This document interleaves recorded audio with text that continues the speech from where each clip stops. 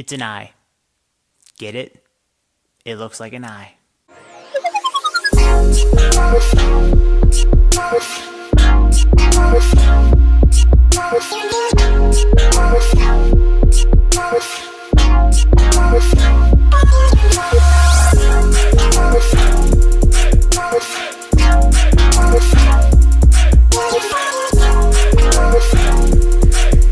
Fever Dream is the third studio album released by the Icelandic band of Monsters and Men. Just to throw it out there super quick, yes, the most common or rather popular song that Of Monsters and Men has probably is Little Talks, and their music video is very interesting, very well made and detailed, and I got my little sister to be incredibly and confusingly very entertained by that video.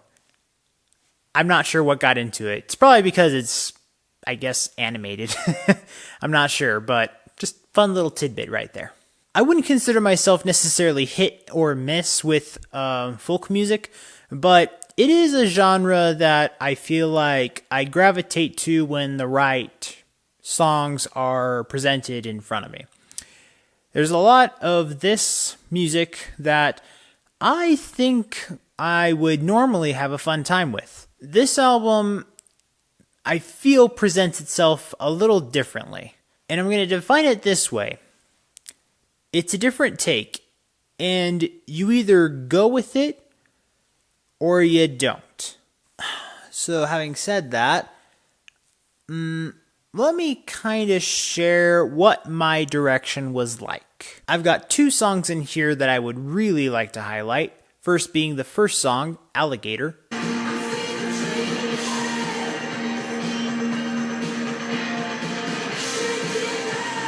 And the third song, Rororo.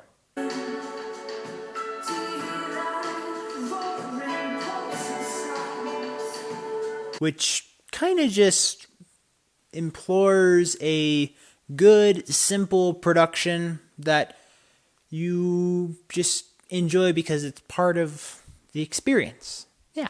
And then as the album continues along, I find myself being more and more and more perplexed as each song goes on. This review may come across as very confusing because I don't feel like I have a lot of, in my mind, legitimate negatives about this album. I just don't find this album up to par with their talent. There's not enough of this album that makes me think it's trash. I really don't believe that. But at the same time, there's not a lot to praise about this album. Yeah, I feel like ever since they got into some of the mainstream, that more opportunities would have been opened for them to be able to, utilize tools or collaborate with other people. So when I was listening to the album, one of my first thoughts was, thank heavens they didn't overproduce this album. But one of those problems also came to me thinking a lot of the production seems to have blended a lot of the dynamics in the music for not all, but many of the songs.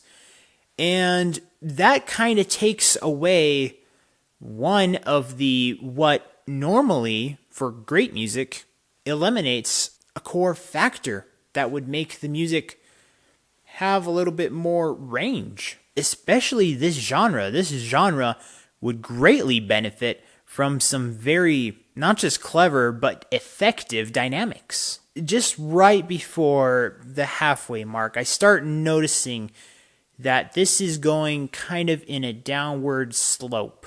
And I don't think it's all the quality of it like I was trying to state before. I think it's probably the enjoyment factor.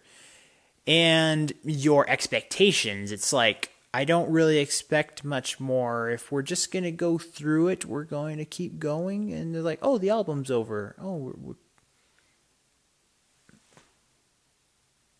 where were we going again? like they were trying to go into a soft rock pop kind of blend. I don't feel like that was exactly executed that way, but it feels like we were almost going to go for that. And then they kind of just were becoming indecisive and just went through with some direction while in their confusion. And every once in a while, there's just a slight decision with some of the songs that kind of baffles me a little bit. Under a Dome, as one of their songs, is just kind of out there in left field lyrically, that I don't feel like they needed to go in that direction. And then the song Stuck in Gravity had this really awkwardly placed, almost techno-y production for little bits of the song that just felt not just unnecessary, but overdone. Now, I do want to say something about this album, again, because I feel like, yes, most of this is coming through a negative lens, and I'm saying the context kind of in that way. But really, if someone gifted me this album and I were to play it like in a CD player, you remember those? Or I just played it in the car on a long drive, I wouldn't be offended by this album. I just would be kind of listening to it for the elements that are good. And, you know, I mentioned 2 songs that I do enjoy.